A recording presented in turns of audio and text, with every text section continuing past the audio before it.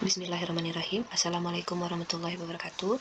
Baiklah, pada kesempatan hari ini saya akan mencoba untuk membuat learning journal mengenai pembelajaran agenda 2 pada pelatihan dasar CPNS Kabupaten Natuna tahun 2022.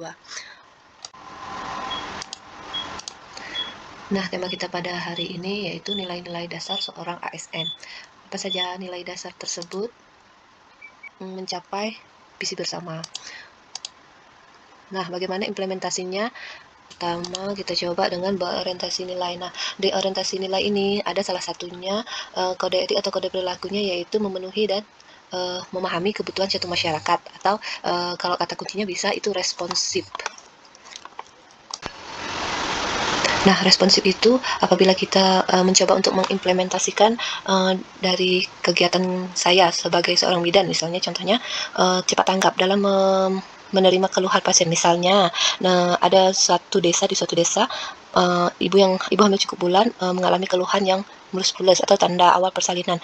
Nah, sebelum kita membawanya ke fasilitas kesehatan, ada beberapa syarat yang bisa kita cek dulu sebelum kita bawa ke fasilitas kesehatan, yaitu pembukaannya sudah aktif atau sudah di atas 4 cm. Nah, tiba-tiba tengah malam datanglah suaminya atau keluarganya untuk mengatakan bahwa sang ibu sudah mengalami tanda awal persalinan. Nah, kita segera bersiap-siap untuk melayani atau mengecek dulu. Kalau memang sudah aktif, baru kita bisa bawa ke fasilitas kesehatan. Atau apa memang belum sampai ke 4 cm, maka kita lakukan perawatan di rumah terlebih dahulu.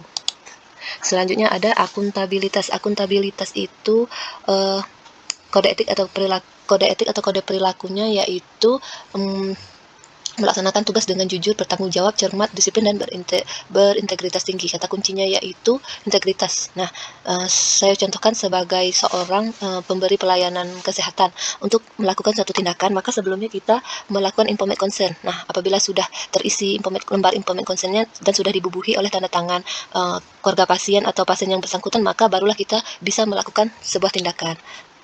Selanjutnya ada kompeten. Kompeten itu ada kode etik atau kode perilakunya, yaitu meningkatkan kompetensi diri untuk menjawab tantangan yang selalu berubah.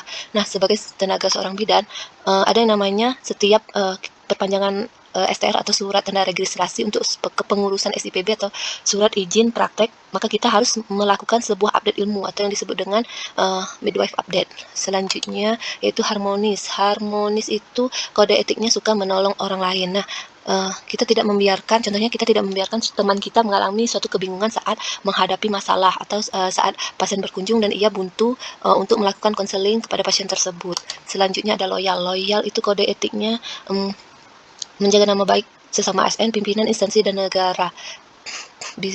Nah, kata kuncinya yaitu bisa kontribusi. Nah, kontribusi ini bisa kita lakukan dengan melaksanakan perintah atasan sesuai dengan waktunya atau targetnya. Selanjutnya ada adaptif. Adaptif itu mudah menyesuaikan diri. Nah, menyesuaikan diri itu ada kodenya terus berinovasi dan mengembangkan kreativitas. Nah, bisa misalnya kita melakukan suatu masalah, misalnya ibu hamil yang tidak ingin memeriksakan kehamilannya ke fasilitas kesehatan. Nah, bagaimana cara kita untuk melakukan inovasi agar ibu tersebut bisa melakukan pemeriksaan secara rutin? Entah bagaimana kita mungkin datang ke rumahnya atau melakukan kerjasama dengan kader atau pihak desa.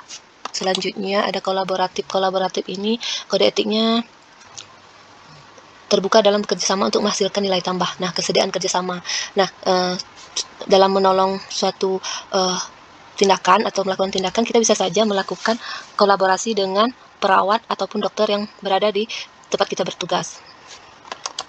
Baiklah, saya rasa cukup untuk pembelajaran learning post pada hari ini. Saya tutup dengan mengucapkan wassalamualaikum warahmatullahi wabarakatuh.